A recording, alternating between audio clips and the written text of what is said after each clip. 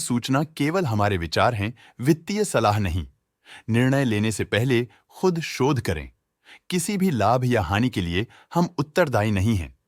V2 retail ने अपनी नई शेयर होल्डिंग रिपोर्ट्स रिलीज की हैं, जो फाइनेंशियल ईयर के क्वार्टर और पहले हाफ को कवर करता है, जो सितंबर 2024 के 30 तक चलता है। ये रिपोर्ट कंपनी के शेयर्स की डिटेल्ड जानकारी देता है, जिसमें promoters, promoter groups, foreign investors, public investors और सरकारी एंटिटीज शामिल हैं। पब्लिक द्वारा हेल्ड शेयर्स का परसेंटेज 38.58% से इंक्रीज होकर 2024 के सितंबर में 40.53% तक का इंक्रीज से देखा गया। ये चेंजेस स्टेट है कि ब्लिक की इन्वेस्टमेंट कंपनी में क्वार्टर टू क्वार्टर इंक्रीज हुई है। DII डोमेस्टिक इंस्टीट्यूशनल इन्वेस्टर्स ने अपना शेयर होल्डिंग जून 2024 में 0.43% से सितंबर 2024 में 4.37% तक इंक्रीज किया। ये बताता है कि डोमेस्टिक इंस्टीट्यूशंस ने कंपनी में अपना इंटरेस्ट 3.94% तक इंक्रीज किया है। फॉरेन इंस्टीट्यूशनल इन्वेस्टर्स की शेयर होल्डिंग में थोड़ा डिक्रीज आया 2024 के जून से 2024 के सितंबर में, जो दिखाता है कि फॉरेन इंस्टीट्यूशंस ने अपने स्टेक को क्वार्टर टू क्वार्टर -5.89 से डिक्रीज किया है,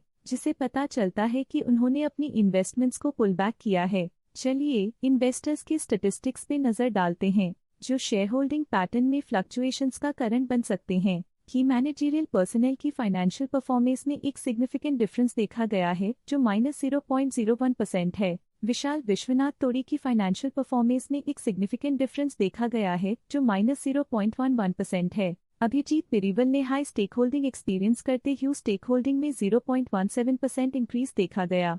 मांगशु टंडन के पास पिछले क्वार्टर में 1% शेयर्स थे, लेकिन करंट क्वार्टर में उन्होंने कंपनी से एग्जिट ले लिया है। लेटेस्ट क्वार्टर में ऑल्टरनेट इन्वेस्टमेंट फंड्स ने स्टेक होल्डिंग में इंक्रीज देखा, जिसमें 0.4% का अपटिक देखा गया। म्यूचुअल फंड करंट क्वार्टर में 3.51% शेयर्स के साथ कंपनी में एंटर किया, जबकि प्रीवियस क्वार्टर में उनके पास 0% शेयर्स थे।